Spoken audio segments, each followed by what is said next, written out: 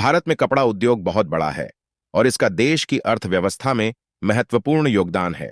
प्रधानमंत्री नरेंद्र मोदी ने हाल ही में भारत टेक्स 2025 को संबोधित करते हुए कहा कि भारत वर्तमान में कपड़ा और परिधान निर्यात के मामले में दुनिया में छठे स्थान पर है। अभी भारत का कपड़ा निर्यात लगभग 3 लाख करोड़ रुपए का है, लेकिन सरकार का लक्ष्य इसे 3 गुना बढ़ाकर 9 लाख करोड़ रुपए तक पहुंचाने का है।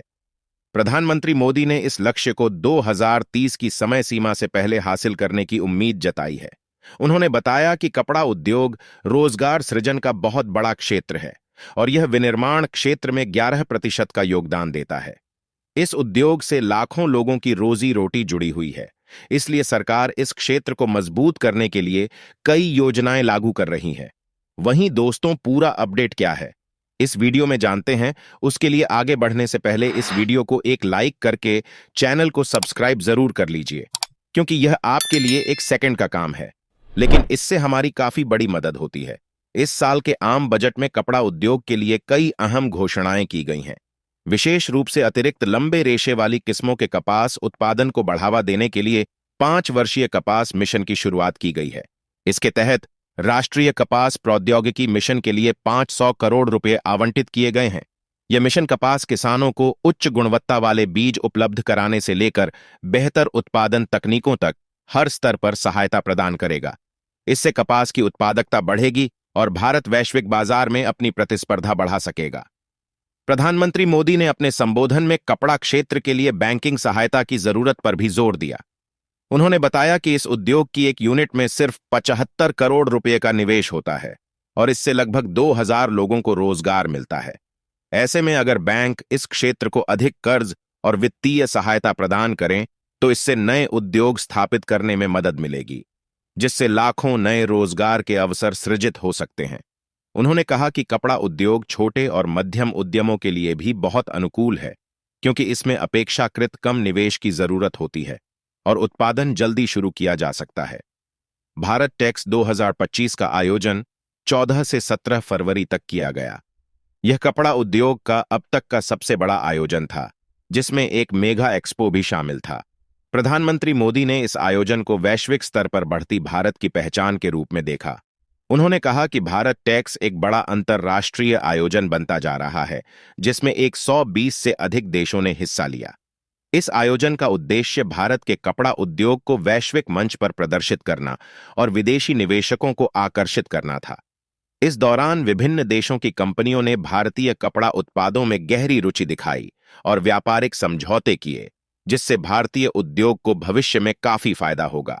प्रधानमंत्री मोदी ने अपने 5F विजन का भी जिक्र किया, जो कपड़ा उद्योग के विकास की आधारशिला है।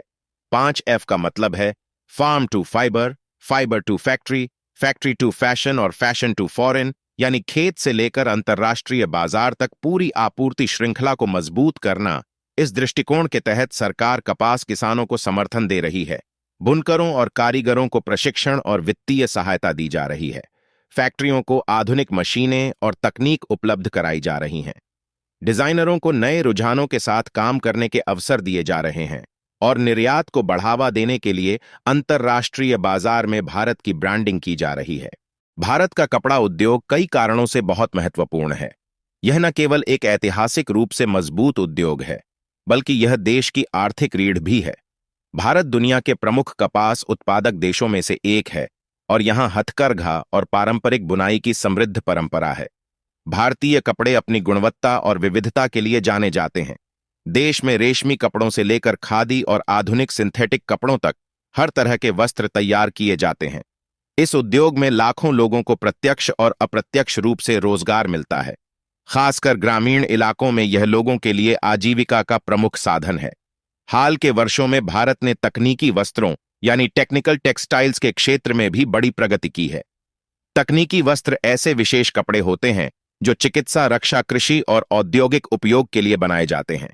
सरकार इस क्षेत्र को बढ़ावा देने के लिए नई नीतियां लागू कर रही हैं, जिससे भारतीय कपड़ा उद्योग का दायरा और बढ़ेगा।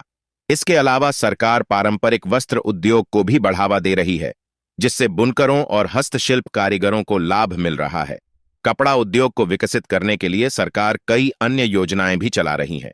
मैन मेड फाइबर और सिंथेटिक टेक्सटाइल्स के उत्पादन को बढ़ावा देने के लिए प्रोत्साहन योजनाएं शुरू की गई हैं।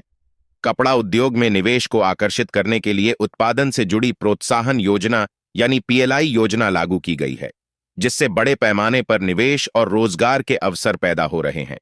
इसके अलावा मेगा टेक्सटाइल पार्क बनाए जा रहे हैं, जहां आधुनिक सुविधाओं से युक्त फैक्ट्रियां स्थापित की जा रही हैं, जिससे उत्पादन क्षमता बढ़ेगी और भारत वैश्विक बाजार में अधिक प्रतिस्पर्धी बनेगा। सरकार निर्यात को बढ़ावा देने के लिए भी कई कदम उठा रही है। कपड़ा निर्यातकों को कर में छूट और अन्य प्रोत्साहन दिए जा रहे हैं, जिससे उनकी लागत कम हो और वे अंतर्राष्ट्रीय बाजार में आसानी से प्रतिस्पर्धा कर सकें। फ्री ट्रेड एग्रीमेंट यानी मुक्त व्यापार समझौतों के जरिए भारत अपने वस्त्र उत्पादों को वैश्विक बाजार में बेहतर पहुंच दिलाने की कोशिश कर रहा है। हाल ही में भारत ने कई देशों के साथ व्यापार समझौते किए हैं, जिससे भारतीय कपड़ा उत्पादों के लिए नए बाजार खुले हैं। प्रधानमंत्री मोदी ने यह भी कहा कि भारत को अब सस्ती श्रम शक्ति के बल पर नहीं, बल्कि उच्च गुणवत्ता और नवाचार के आधार पर वैश्विक कपड़ा बाजार में अपनी पहचान बनानी होगी। उन्होंने डिजिटलीकरण और ई कॉमर्स के महत्व पर जोर दिया और कहा कि आज के दौर में ऑनलाइन प्लेटफॉर्म्स के जरिए भारतीय वस्त्र उत्पादों को सीधे वैश्विक उपभोक्ताओं तक पहुंचाया जा सकता है। इसके लिए सरकार डिजिटल टेक्सटाइल मिशन पर भी काम कर रही है, जिससे छोटे उद्यमियों और बुनकरों को डिजिटल प्लेटफॉर्म का लाभ मिल सके। कुल मिलाकर सरकार के प्रयासों और उद्योग की बढ़ती संभावनाओं को देखते हुए यह कहा जा सकता है कि भारत निकट भविष्य में कपड़ा उद्योग में एक नई ऊंचाई तक पहुंचेगा। यदि सरकार की योजनाएं सफल होती हैं और उद्योग से जुड़े सभी पक्ष मिलकर काम करते हैं, तो 2030 से पहले ही भारत 9 लाख करोड़ रुपए के निर्यात लक्ष्य को हासिल कर सकता है। इससे न केवल भारतीय अर्थव्यवस्था को बल मिलेगा, बल्कि लाखों लोगों को रोजगार के नए अवसर भी मिलेंगे।